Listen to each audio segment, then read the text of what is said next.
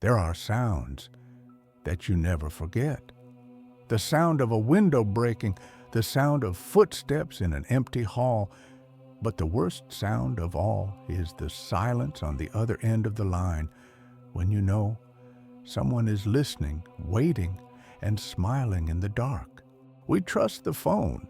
We trust that three-digit number 911. We believe it is a shield, a magic spell that summons safety. But for the operators sitting in those dark rooms, staring at blinking screens, sometimes the phone is not a lifeline. It is a window into hell. October 14th, 2011. A cold night in rural Ohio. The rain was hammering against the roof of the dispatch center. It was a slow shift, the kind of night where time seems to stop. Coffee cups were empty. The hum of the servers was the only music. Officer Miller was on patrol miles away.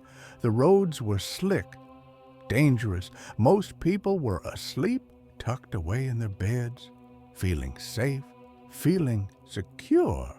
But at 3:12 a.m., the board lit up, one single red light, blinking, blinking, demanding attention.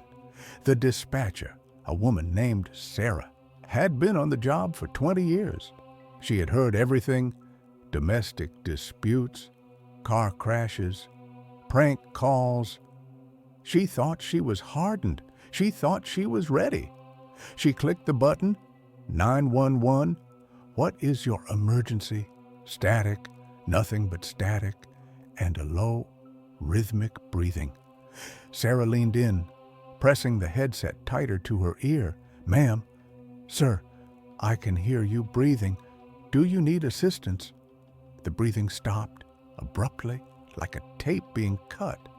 Then a voice, barely a whisper, so quiet she had to hold her own breath to hear it.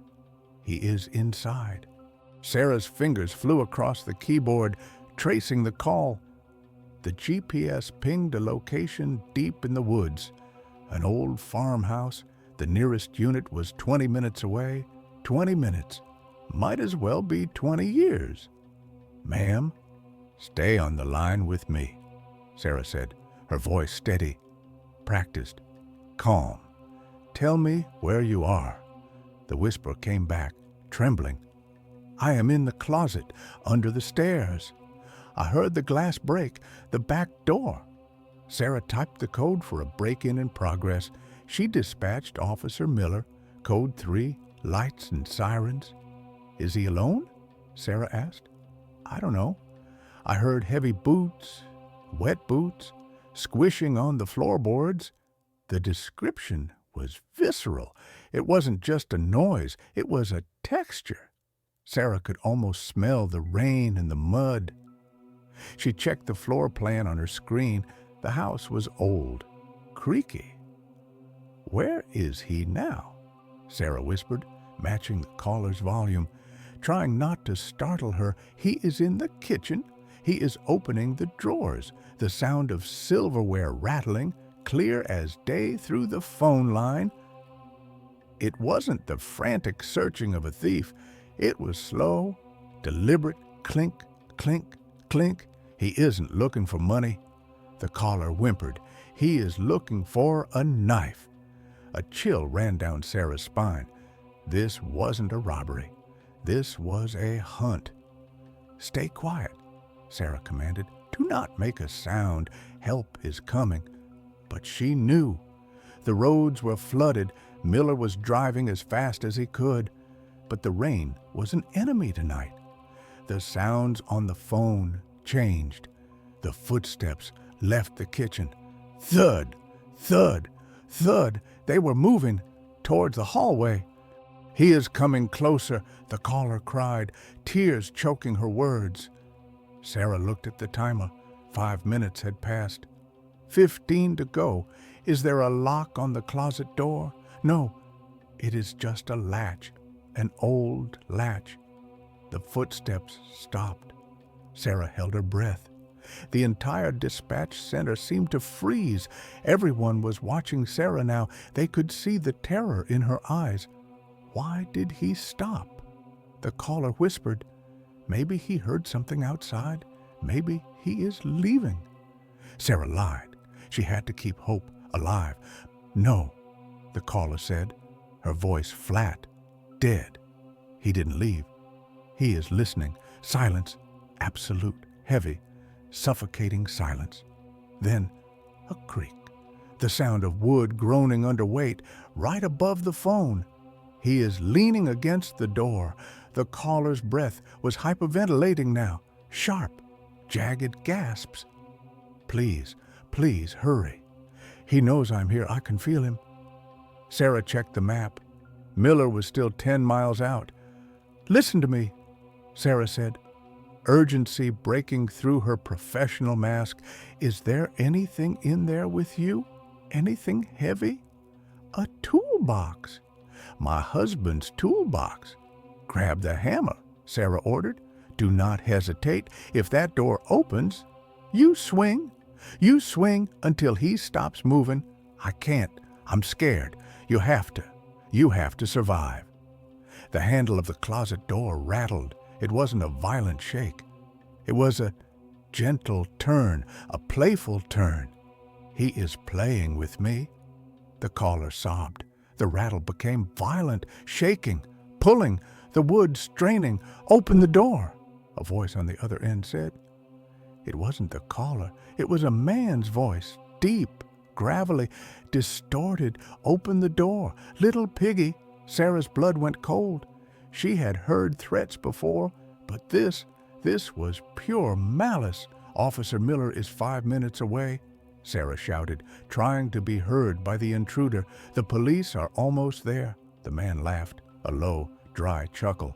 5 minutes is a lifetime. The door cracked, splinters snapping, the latch giving way. "No, no, get away!" The caller screamed. The phone dropped. For a moment, only the sound of fumbling, the phone hitting the carpet.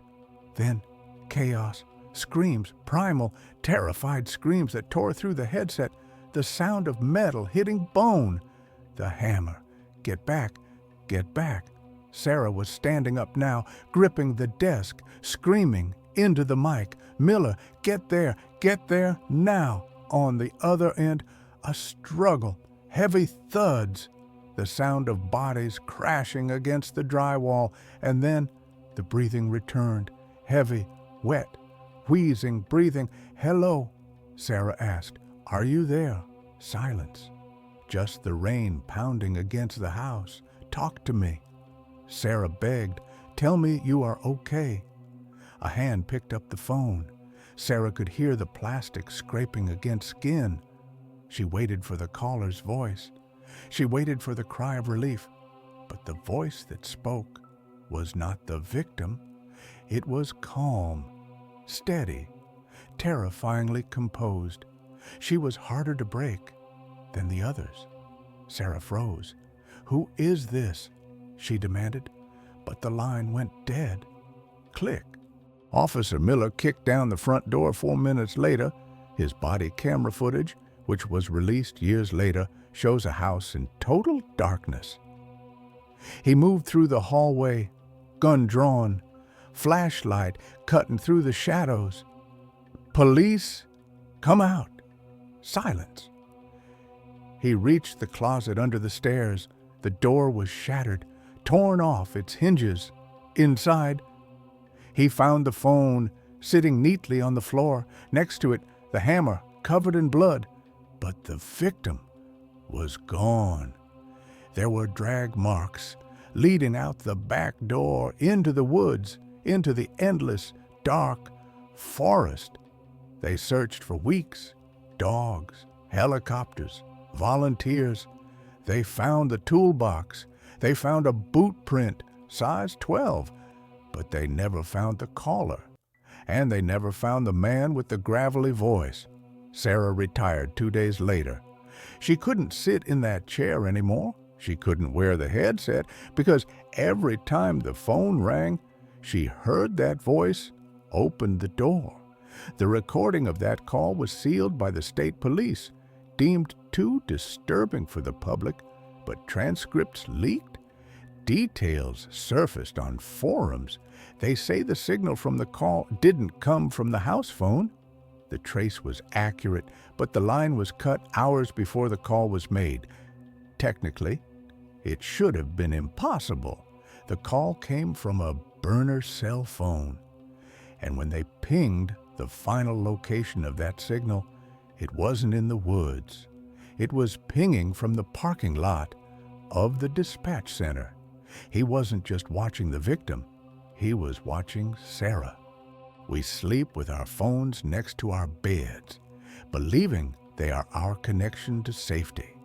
But connections go both ways. If you can call out, something else can call in. Next time your phone rings in the middle of the night and the number is unknown, will you answer it, or will you let it ring and wonder who is standing outside your window waiting for the light of your screen to show them where you are? Subscribe if you want to survive the night. And tell me in the comments, have you ever heard a voice on the phone that didn't belong to a human? Good night, and stay hidden.